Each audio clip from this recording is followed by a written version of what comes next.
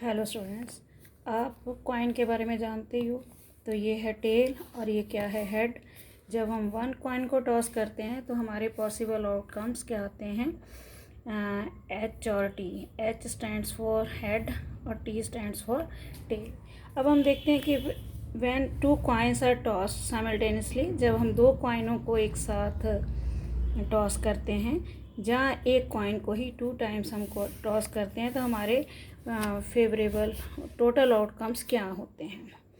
Total outcome मान लीजिए पहले कॉइन पे हेड आया तो उसके साथ दूसरे कॉइन पे भी हेड आ सकता है।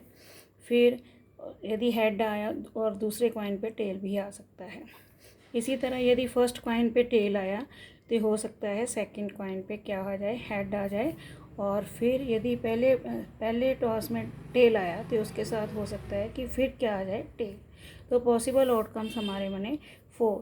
अब इसी तरह यदि हमने 3 कॉइन को टॉस किया है तब पॉसिबल आउटकम्स क्या बनेंगे, ये देखिए कैसे निकालेंगे। आप देखिए एच एच दोनों कॉइनों पे मान लीजिए एच एच आ गया, तो तीसरे पे क्या आ सकता है, हेड और टेल। इसी तरह ये देखिए सेकंड वाला एच टी और एच टी लिख लेंगे इस तरह। फिर तीसरे पे हेड आ सकता है और टेल आ सकता है। इसी तरह इसको देखिए टी एच को टी एच और तीसरे पे हेड आ सकता है, टेल आ सकता है। अब ये लास्ट टेल टेल और टेल टेल लिख लिया हमने, तीसरे पे हेड आ सकता है और टेल आ सकता है। तो ये देखिए कितने केस बन गए, 8 केस बन गए। अब इसी से रिलेटेड हम सम्स करेंगे। यदि मान लीजिए 4 कॉइन्स हमने टॉस करने हैं तो एच एच एच हम 2 बार लिख लेंगे, एक बार एच लगा देंगे, उसके साथ फिर टी लगा देंगे। अब हम देखते हैं सम। ये है example. Harpreet tosses 2 different coins simultaneously. Simultaneously means होता है एक साथ। What is the probability that she gets at least 1 head? क्या प्रोबेबिलिटी होगी जब वह कम से कम एक बार हेड आए। तो पॉसिबल आउटकम्स क्या होंगे जब हम 2 कॉइन टॉस करेंगे तो क्या आएंगे, head H H H T, फिर टी एच और T T. Number of possible outcomes कितने हो गए हमारे पास, 4। कह रहा है प्रोबेबिलिटी निकालनी है गेटिंग एटलीस्ट 1 कॉइन। मतलब एटलीस्ट का मतलब होता है कम से कम एक बार हेड जरूर आए। तो देखिए यहाँ पे हेड आया एक बार, यहाँ भी हेड आया, यहाँ पे हेड 2 बार आया, तो कम से कम एक बार तो हेड आया ना। तो जब भी एटलीस्ट आए तो इसका मतलब 2 टाइम्स, यदि 2 केसेस हैं तो हमने 2 भी लेना है, ये भी काउंट होगा इसमें एटलीस्ट में। इस तरह तो कितने केस हमारे फेवरेबल केसेस कितने हो गए, 3। तो हमारी प्रोबेबिलिटी आ गई 3/4। अब इसी तरह 23rd सम है। A game consist of tossing a 1 rupee coin 3 times. अब एक कॉइन को हम 3 टाइम्स टॉस कर रहे हैं और नोटिंग इट्स आउटकम्स इस टाइम, और हर बार इसकी आउटकम को नोट करते हैं।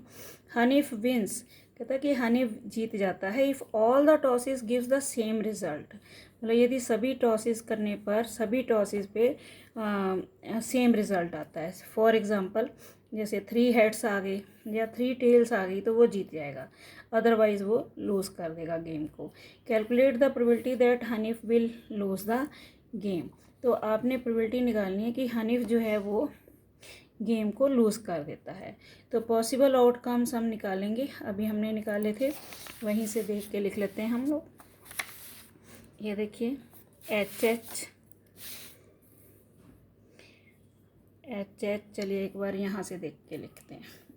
एच एच फिर एच टी, इसी तरह 2 बार लिख लें आप। फिर उसके बाद क्या है, एच टी भी आप 2 बार लिख लें इस तरह। और फिर क्या लिख दें, एच लिख लें और फिर टी लिख दें एक साथ तीसरे वाले के लिए। फिर टी एच 2 बार लिख लिया आपने। फिर एक बार हेड लगा दें, फिर क्या लगा दें, टेल लगा दें। और फिर टी तो 2 बार लिखेंगे इसको इस तरह, और फिर क्या लगा देंगे, हेड, और फिर क्या लगा देंगे, टेल। तो पॉसिबल आउटकम्स कितने हुए हमारे पास, 8। तो अब हमने प्रोबेबिलिटी निकालनी है कि that Hanif will lose the game, कि हनीफ जो है वो लूज़ कर लेता है गेम को। Hanif will lose the probability of that Hanif will lose the game,